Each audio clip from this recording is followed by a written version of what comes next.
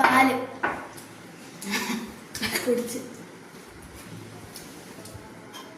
ചീനി ഭയങ്കര.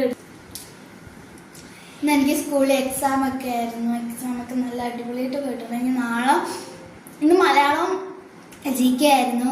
പക്ഷെ അതിന് GK ഇട്ടില്ല, മലയാളം മാത്രം ഇട്ടു. ഈസി ആയിരുന്നു. ഇനി നാളെ നമുക്ക് ഹിന്ദിയും ഐറ്റിയുമാണ്. അപ്പം ട്യൂഷനുമായിട്ട് അതെല്ലാം പഠിക്കണം.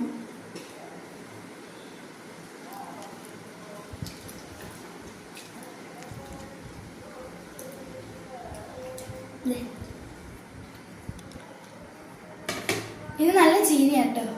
ഇന്ന് സ്പെഷ്യലൊക്കെ ഉണ്ടെന്ന് പറഞ്ഞിട്ടാണ് എന്നെ വിളിച്ചിട്ട് വന്നത്. മുളകടച്ച് നല്ല ടേസ്റ്റിൻ്റെ കോമ്പിനേഷനാണ് രണ്ടും. ഇങ്ങനെ കൂട്ടി എത്ര എരിയാണെങ്കിലും ഞാൻ അതെല്ലാം കഴിക്കും. പിന്നെ അതിന് എരി മാറാനായിട്ട് മധുരവും ഉണ്ട് കേട്ടോ. അതാണ് ഞാൻ പറഞ്ഞത് ബോണ്ടേന്ന്.